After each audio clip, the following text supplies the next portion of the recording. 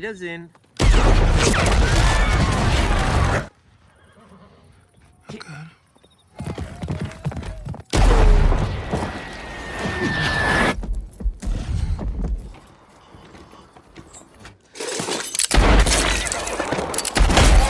He had a horse. And show your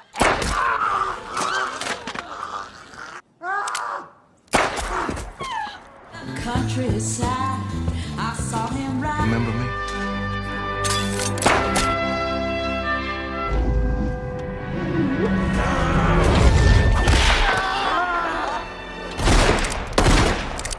I don't know.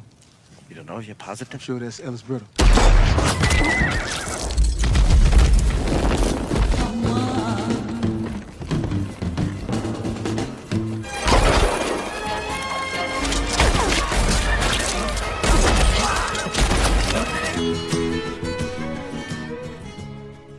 Di dalam lingkaran kehidupan manusia yang damai, di tengah kerukunan yang tampak di antara berbagai ras, ada sebuah kisah mengerikan di balik keharmonisan tersebut.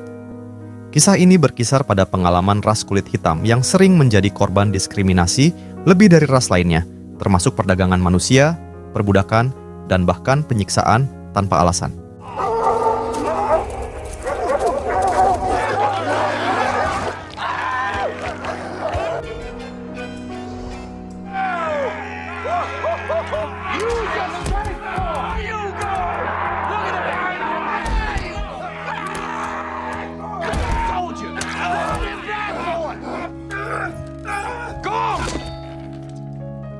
Pengalaman mengerikan ini meninggalkan bekas hingga generasi saat ini, tercermin dalam meningkatnya angka kriminalitas yang dilakukan oleh orang-orang kulit hitam dengan dalih kebebasan. Dampak buruk ini tentu bukan tanpa sebab, semuanya bermula dari kejahatan terhadap kemanusiaan. Film ini menggambarkan cerita seorang budak berkulit hitam yang kerap menerima hinaan dan siksaan dari kulit putih. Ia berjuang keras demi kebebasan, meski peluangnya sangat kecil. Ia menghadapi banyak rintangan untuk menyelamatkan istrinya yang telah diculik dan diperbudak dengan kejam. Semua penghinaan dan kekerasan yang diterimanya menjadikannya pria tangguh, dan balas dendam menjadi satu-satunya pilihan terbaik baginya. Inilah kisah Cenggo Uncin.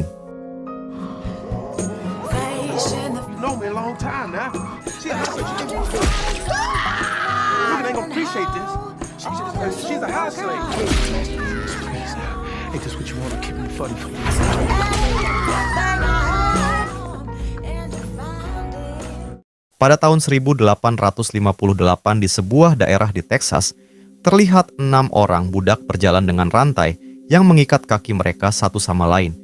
Para budak ini merupakan bagian dari perdagangan manusia dan kini telah dibeli oleh 2 pria berkuda yang dikenal sebagai Spek bersaudara. Mereka yang memandu ke-6 budak ini tidak peduli dengan kondisi para budak yang lapar dan lelah karena terus berjalan tanpa istirahat. Perjalanan panjang yang mereka tempuh berlangsung dalam keadaan yang sangat memprihatinkan. Singkat cerita, ketika malam tiba, mereka didatangi seorang pria yang mengaku sebagai dokter gigi bernama Dr. King Schultz, atau disingkat Doktor. Dok memperhatikan ke-6 budak tersebut dan menyampaikan bahwa salah satu dari mereka adalah sosok yang spesial. Ia bermaksud membeli salah satu budak itu dengan harga tinggi. Dok kemudian bertanya, siapa di antara mereka yang pernah tinggal di perkebunan bernama Kebun Karukan? Salah seorang budak bernama Jenggo mengaku bahwa ia pernah tinggal di sana. Mendengar hal itu, Dok menunjukkan ketertarikan untuk membeli Jenggo demi suatu keperluan. Namun, Spek bersaudara dengan tegas menolak menjual budak mereka sambil mengancam Dok dengan senjata. Meski Dok mencoba berbicara dengan ramah dan menenangkan suasana, Spek bersaudara bersikeras mengusirnya dan mengancam akan membahayakan nyawanya. Namun, kejadian tak terduga pun terjadi setelah itu. Who's that stumbling around in the dark? Yourselves, gentlemen. Cold evening, gentlemen. Dr. King Schultz, this is my horse Fritz. There one amongst you who was formerly a Karukan plant. From the Karuka plantation. What's your name? I don't care. No sale. Now off with you. Django. I'm talking to him like that.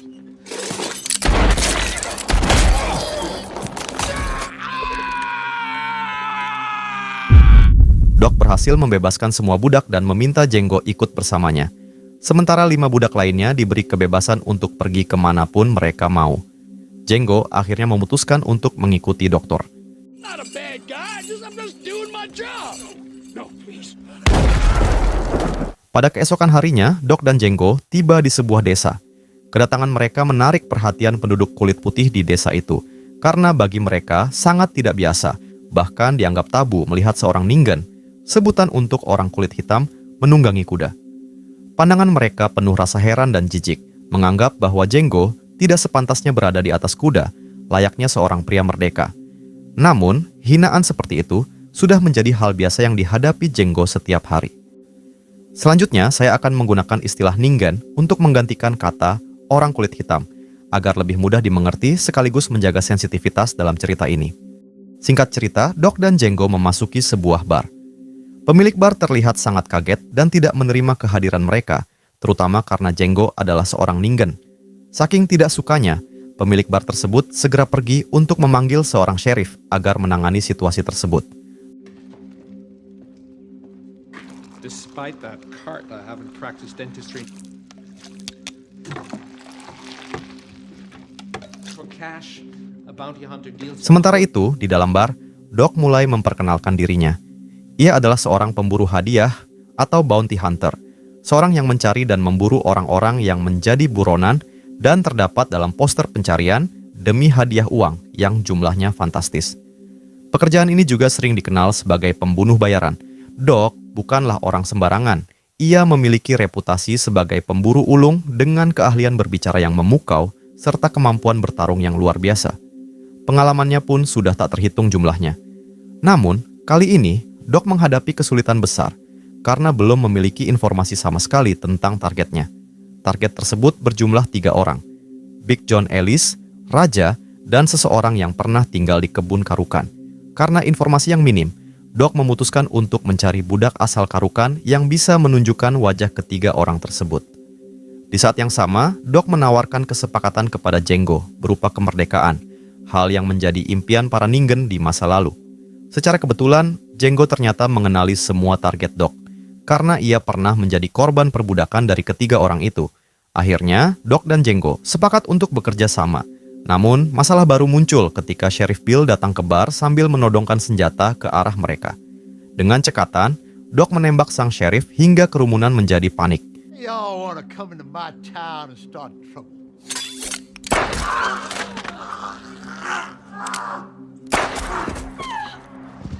Perjalanan mereka pun kembali dimulai. Meski tidak memperlakukan Django sebagai budaknya, Doc selalu memperlakukannya dengan sangat baik. Ia memberinya makanan, pakaian baru, bahkan membiarkan Django memilih pakaian yang ia inginkan.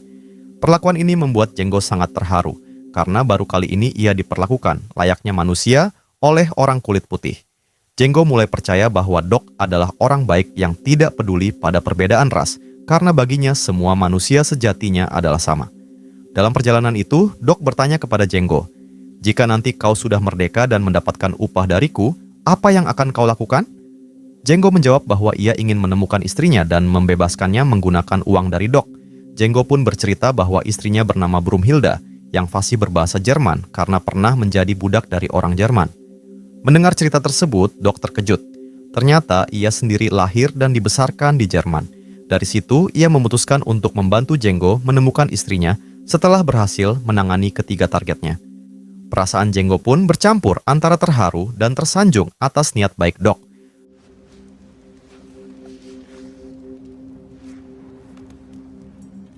Doc dan Django kemudian bepergian ke Tennessee untuk menemui seorang konglomerat bernama Mr. Bennett, pemilik perkebunan luas di sana. Dengan pakaian rapi yang dianggap cukup berkelas pada zaman itu, kedatangan mereka menarik perhatian para ningen di sekitar lokasi Bennett. Namun, Bennett merasa jijik melihat Django, seorang ningen, mengendarai kuda di tanahnya. Ia segera meluapkan kekesalannya dengan makian kasar sambil mengusir keduanya.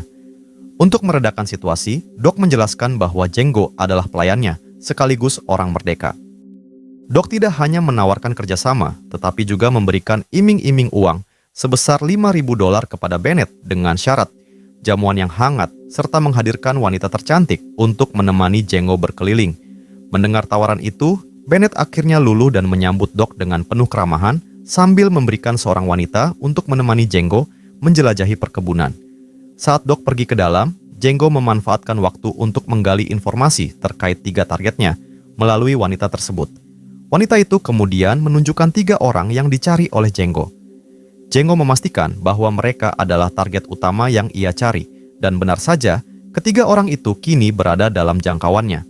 Shin lantas memperlihatkan kilas balik tentang masa lalu Jenggo dan istrinya yang mengalami siksaan dari Big John, Alice, dan Raja saat mereka mencoba melarikan diri dari perbudakan kejam yang dilakukan ketiga orang ini. Dalam salah satu adegan memilukan, Jenggo memohon agar dirinya dijadikan pengganti istrinya yang sedang dihukum cambuk. Namun permohonannya tak diindahkan. Dengan penuh rasa derita, ia terpaksa menyaksikan istrinya menjerit kesakitan akibat kekejaman mereka bertiga. Peristiwa yang meninggalkan luka mendalam pada hati Jenggo hingga saat ini.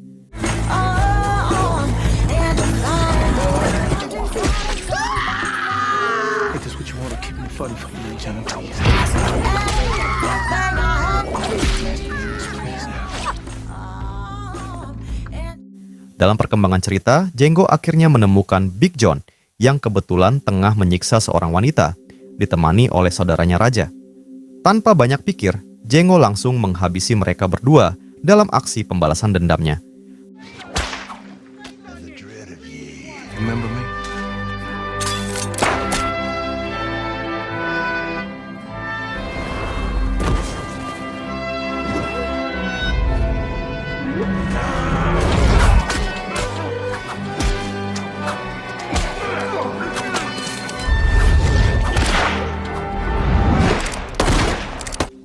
So I'm sure that's Ellis Brittle.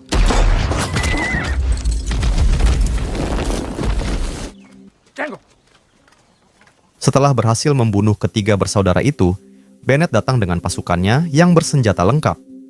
Doc dengan sigap menjelaskan bahwa ia dan Jenggo bertugas sebagai penegak hukum untuk menangkap 3 buronan tersebut, hidup ataupun mati, karena mereka telah menjadi pembunuh. Untuk memperkuat klaimnya, Doc menunjukkan surat perintah pengadilan yang membenarkan tindakan mereka. Walaupun kecewa karena tidak bisa menangkap Doc dan Jenggo, Bennett akhirnya mengusir mereka dari wilayahnya. Namun, dulu situ tidak menjadi akhir. Malam harinya, Bennett merencanakan serangan terhadap Doc dan Jenggo bersama pasukannya yang tampak menyerupai kelompok Ku Klux Klan. Sedikit informasi tambahan, dalam kenyataan sejarah Ku Klux Klan adalah kelompok supremasi kulit putih yang terkenal memburu orang-orang kulit hitam. Entah disengaja atau tidak, referensi dalam cerita ini tampaknya mengarah ke kelompok tersebut. Singkatnya, Bennett dan pasukannya kemudian mengepung roda milik Doktor. Namun sayangnya, roda tersebut sudah kosong terlebih dahulu, karena Doc dan Jenggo memilih bersembunyi di balik pepohonan. Dengan strateginya, Doc meledakkan roda itu menggunakan tembakan, sehingga menciptakan ledakan besar yang membuat pasukan Bennett panik. Di tengah kekacauan itu, Doc memberikan senapannya kepada Jenggo untuk membidik Bennett sebagai hukuman atas penghinaan terhadap dirinya. Tanpa keraguan sedikit pun, Jenggo menembakkan pelurunya tepat mengenai Bennett hingga ia jatuh tersungkur dan tewas. He doesn't.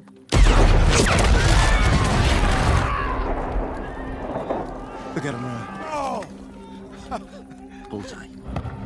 Would you care to? He's getting away. Okay.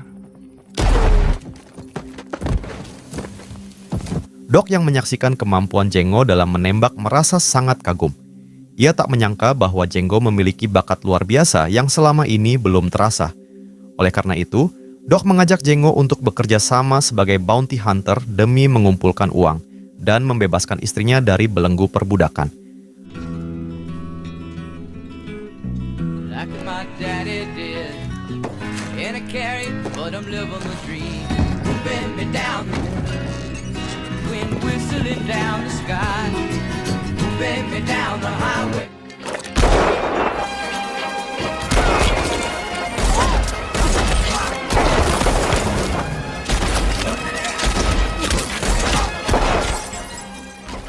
Setelah menjalani beberapa pemburuan bersama-sama, adegan memperlihatkan Jenggo yang sedang membidik target barunya hingga berhasil menyelesaikan tugas itu.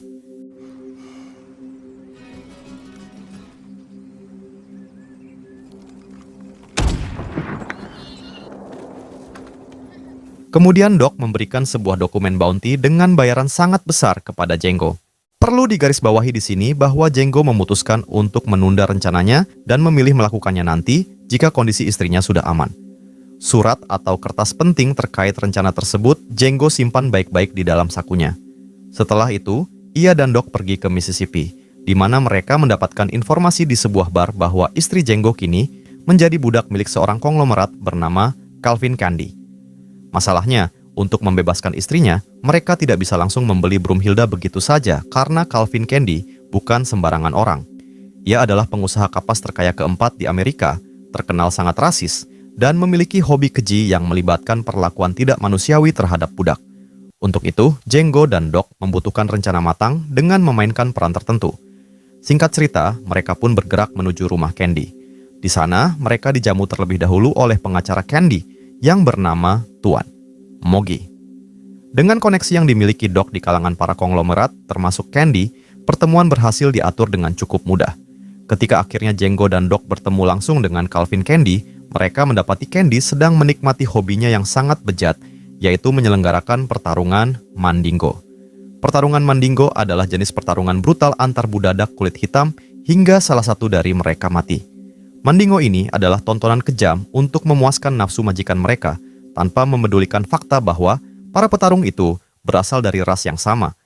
Para peserta tidak punya pilihan lain selain bertarung demi bertahan hidup, membunuh lawan atau dibunuh. Singkatnya, ini adalah pertarungan biadab yang merupakan hasil dari pemikiran tak berperi kemanusiaan orang-orang kulit putih zaman dulu.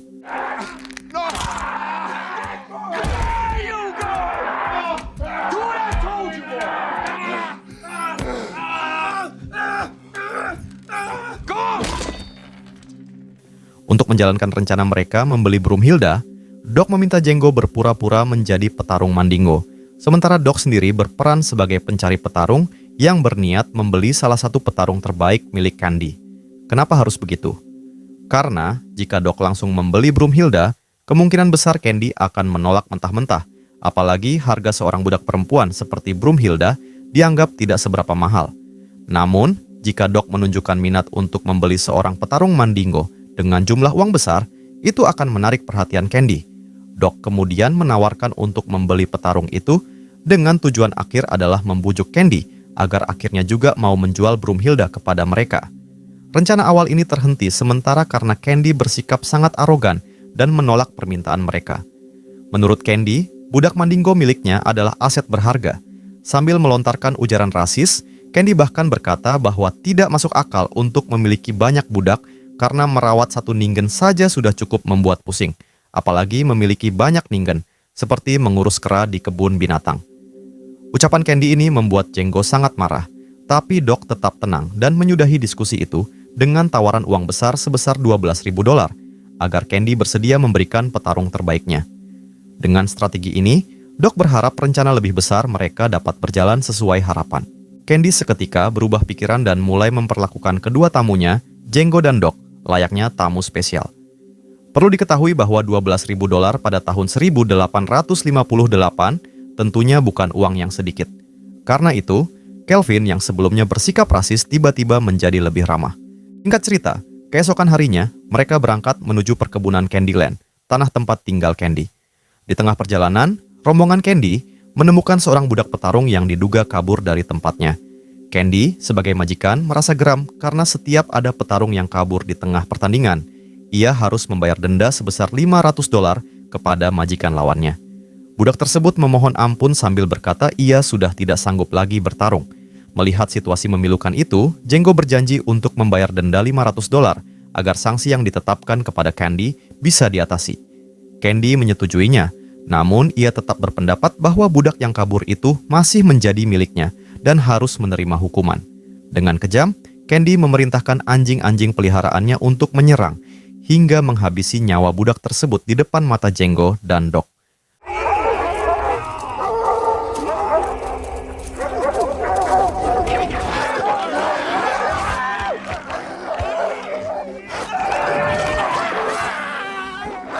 Setelah kejadian itu, Candy bertanya kepada Django bagaimana pendapatnya mengenai hukuman yang ia berikan kepada budak tersebut. Candy bahkan mengatakan bahwa hukuman tersebut adalah hiburan yang membuatnya senang. Mendengar hal ini, kemarahan Django memuncak. Meski ia bisa saja langsung membunuh Candy saat itu juga, fokus utamanya tetap pada misi utama, menemukan istrinya kembali. Karena itu, Django hanya bisa menahan rasa sakit dan kemarahannya terhadap tindakan Candy. Sesampainya di rumah utama Candy, mereka disambut oleh Stephen, seorang budak yang tidak kalah kejam seperti majikannya sendiri. Stephen adalah kepala budak yang telah mengabdi kepada keluarga Candy selama puluhan tahun.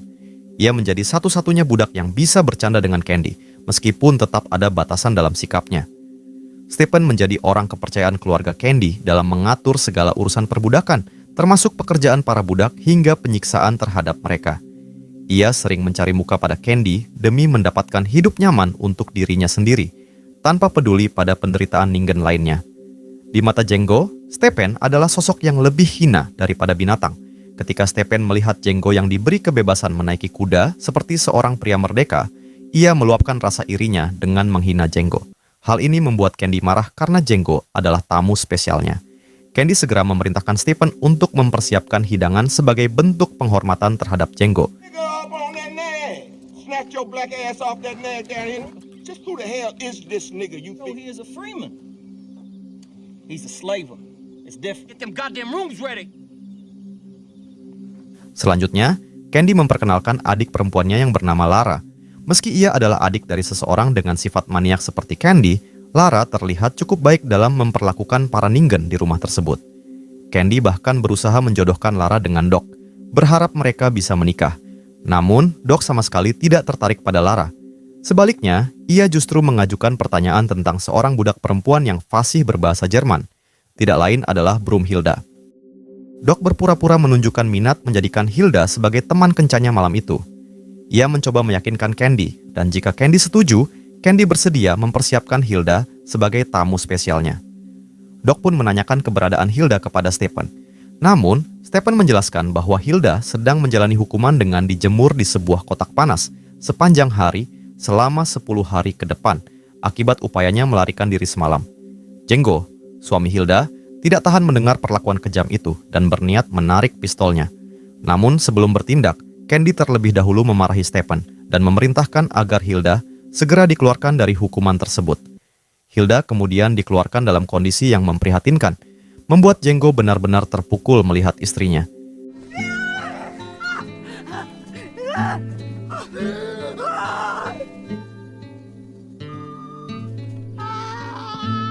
Singkat cerita, ketika malam tiba, Lara bersama para budak lainnya mendandani Hilda dengan baik, mempersiapkannya untuk bertemu Doc.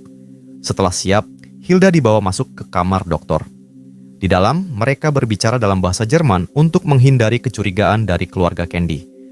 Doc menjelaskan bahwa ia adalah teman Django dan berada di sana untuk menyelamatkannya.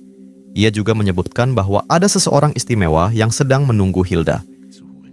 Ich habe keine Freunde.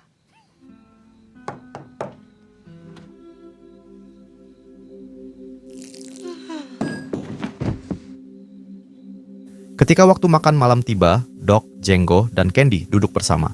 Dengan kepiawaiannya berbicara, Doc berhasil membuat Candy semakin terpukau dengan pembicaraannya. Sesekali, Hilda masuk membawa makanan sambil mencuri pandang dengan Django. Sayangnya, Stephen menangkap gestur mencurigakan itu dan mulai menaruh curiga. Kemudian, Stephen menginterogasi Hilda dengan menanyakan apakah ia mengenal Django. Walaupun gugup, Hilda bersikeras menyangkal adanya hubungan di antara mereka. Stephen tidak berhenti di situ. Ia menggiring Hilda ke ruang tamu tempat para tamu berkumpul. Di sana, ia menggunakan trik untuk melihat reaksi Django dengan memperlihatkan bekas luka cambukan di tubuh Hilda. Saat melihat luka itu, ekspresi cemas jelas terlihat di wajah Django. Stephen menyadari hal tersebut dan semakin yakin bahwa ada hubungan istimewa antara Hilda dan Django. Dengan penuh keyakinan, ia mencari cara agar dapat berbicara empat mata dengan Candy. Melihat gelagat mencurigakan antara Candy dan Stephen yang berbicara di luar ruangan, Doc dan Django menjadi tegang.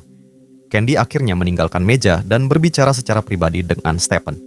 Dalam pembicaraan itu, Stephen mengungkapkan kecurigaannya bahwa kehadiran Doc dan Django di sana bukanlah untuk membeli petarung Mendingo, seperti yang mereka klaim, melainkan untuk membeli Hilda. Candy hanya tertawa mendengar tuduhan itu dan mempertanyakan maksud perkataan Stephen. Candy, yang awalnya tidak percaya pada teori Stephen, menyebutkan bahwa Doc adalah tamu istimewa dengan kekayaan besar.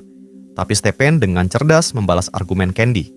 Ia menjelaskan rencana sebenarnya bahwa tawaran fantastis sebesar $12.000 yang mereka ajukan untuk Mendingo hanya pancingan untuk menarik perhatian Candy agar jatuh dalam perangkap mereka dan mendukung pembebasan Hilda secara diam-diam. Tanpa disadari Candy, ia menjadi bagian dari permainan ini karena terpikat dengan jumlah uang besar yang ditawarkan oleh Doc demi mencuri simpati keluarga Candy, sekaligus mendapatkan kesempatan untuk menyelamatkan Hilda. Mendengar hal itu, Candy merasa sangat terkejut dan tersinggung. Ia tidak menyangka telah diperdaya oleh Doc bersama seorang Ningen yang membuatnya merasa dipermalukan. Candy kemudian keluar dan memerintahkan anak buahnya untuk menodongkan pistol kepada Doc dan Django, mengancam mereka sebagai kompensasi atas drama yang mereka buat. Mereka harus membeli Hilda dengan uang sebesar $12.000 atau kepala Hilda akan dihancurkan dengan palu yang dipegang Candy. Hey! Lay your palm flat on that tabletop! If a lot of lies set around this dinner table here tonight. Show ass in that. Got it! It would appear that Broomhilda is in $12,000. Take your goddamn hammer here and beat our ass to death with me! May I lift the hands off the tabletop in order to remove my bill cup? That 12. Dengan terpaksa, Doc menyetujui dan memberikan uang yang merupakan hasil jerih payah Django dan Doc selama setahun terakhir. Setelah ketegangan mereda, Candy menandatangani surat pembelian atau surat pembebasan untuk Hilda yang kini telah sah, dan Doc sebagai pembeli juga menandatanganinya. Setelah keduanya sepakat, Doc pamit pergi, namun Candy meminta berjabat tangan sebagai penghormatan pasca kesepakatan. Doc yang tengah marah menolak, tetapi Candy tetap bersikeras. Kemudian terjadilah hal yang tidak terduga, Candy tewas di tangan Doc, sementara Doc malang juga tewas oleh anak buah Candy.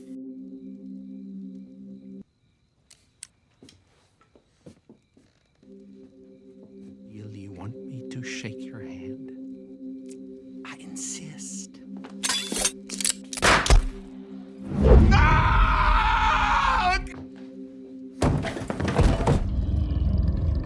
Resist. Melihat hal itu, Django merasa sangat terpukul menyaksikan sahabat terbaiknya tewas, orang kulit putih pertama yang memperlakukannya dengan baik. Amarahnya kini memuncak, tak ada yang terpikirkan olehnya selain membuat seisi rumah itu kacau balau.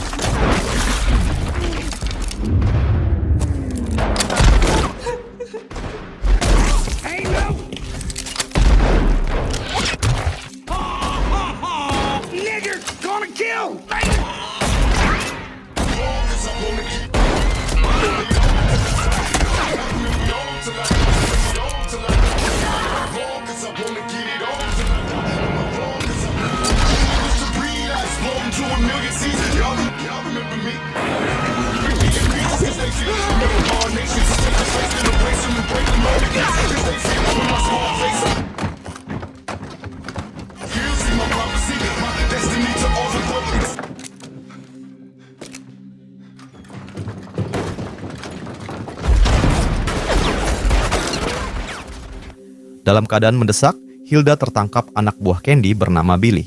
Stephen menyuruh Django untuk menyerah atau Billy akan membunuh Hilda. Django tak punya pilihan selain menyerahkan diri demi keselamatan istrinya. Di sebuah gudang, Django digantung terbalik di dekat jasad Doc. Billy datang membawa pisau panas untuk menghukum Django, namun sebelum itu terjadi, Stephen datang membawa pesan dari Rara untuk Billy agar menghadiri upacara pemakaman Candy. Untuk hukuman Django, Rara memilih membuangnya ke tempat bernama Liindaki, sebuah tambang neraka bagi para budak Ningen. Stephen berkata bahwa Django akan membusuk di sana selamanya, memukul-mukul batu hingga mati kelaparan. Dan selama itu, ia akan memperkosa Hilda dengan brutal, memaksanya melahirkan puluhan anak. Django kemudian ditawan oleh 3 anak buah Candy menuju ke tambang bersama 3 petarung Mendingo yang dikurung. Di perjalanan ketika mereka beristirahat, Django ingat memiliki kertas uang gantinya di sakunya.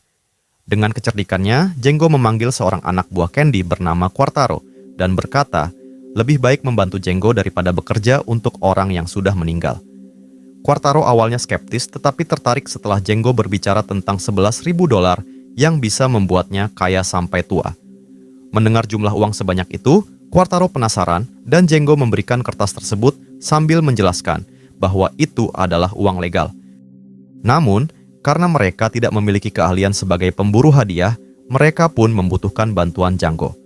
Taro dan kedua temannya berdiskusi terlebih dahulu sebelum mencapai kesepakatan. Namun, mereka sempat bingung mengapa seorang seperti Django memiliki surat perburuan hadiah. Django kemudian menjawab, "Aku bukan seorang budak, melainkan orang bebas. Jika kalian tidak percaya, tanyakan saja kepada para pemain Mandingo itu." Untuk memastikan kebenaran ucapan Django, mereka bertanya kepada para petarung Mandingo yang membenarkan bahwa Django memang bukan seorang budak.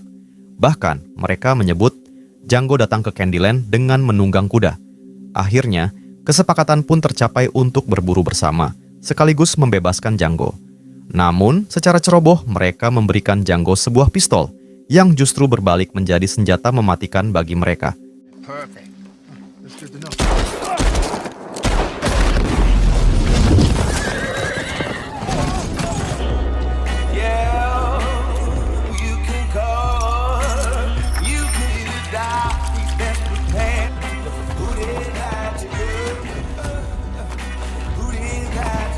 Singkat cerita, setelah Django berhasil bebas, ia mengetahui Hilda sedang disandera di sebuah markas para anak buah Candy. Di sisi lain, Django kembali ke gudang tempat ia pernah dirantai. Ia meluangkan waktu untuk mengenang dan mengucapkan salam perpisahan kepada Dr. Schultz, satu-satunya orang yang memperlakukannya sebagai manusia dan telah membantu memperjuangkan kebebasannya. Django juga mengambil surat pembebasan Hilda yang disimpan dalam saku dokter. Demi menghormati perjuangan dan pengorbanan dokter, Django berjanji akan menuntaskan semua urusannya di Candyland. Sesampainya di kediaman Hilda, Django membantai semua orang yang ada di sana.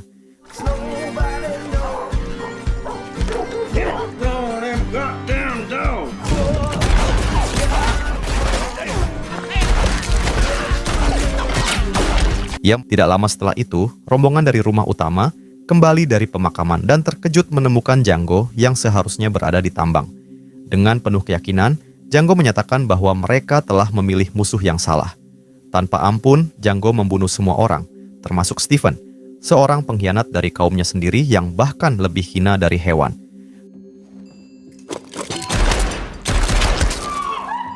Get your hands on my... Django! You black son of a... Where you belong. Not you, Stephen. You know, for now, I didn't know that burgundy was my color. I count 2 guns, nigga. How many niggas you think you see come and go, huh? Me, Captain. 10,000. And when they do, they ain't gonna just kill you, nigga. Setelah semua urusan selesai, Django dan Hilda akhirnya meraih kebebasan yang mereka impikan. Dari hidup sebagai budak teraniaya, mereka kini menjadi pasangan yang merdeka, memulai lembar baru tanpa belenggu penderitaan. Meski demikian, Django tetap merasakan kesedihan mendalam atas kematian dokter, yang sudah dianggapnya sebagai saudara, meski berasal dari ras berbeda. Dalam hatinya, Django percaya bahwa masih ada orang kulit putih baik seperti Dr. Schultz di dunia ini. Ia pun berjanji akan memperlakukan siapa saja yang bersikap baik kepadanya dengan perlakuan yang jauh lebih baik. Terlepas dari kisah ini, semoga kita dapat mengambil pelajaran bahwa kekayaan, rupa yang elok, atau status sosial tidak membenarkan seseorang untuk merendahkan yang lain. Semoga cerita ini menghibur dan memberi manfaat untuk kita semua. Sampai jumpa di lain waktu.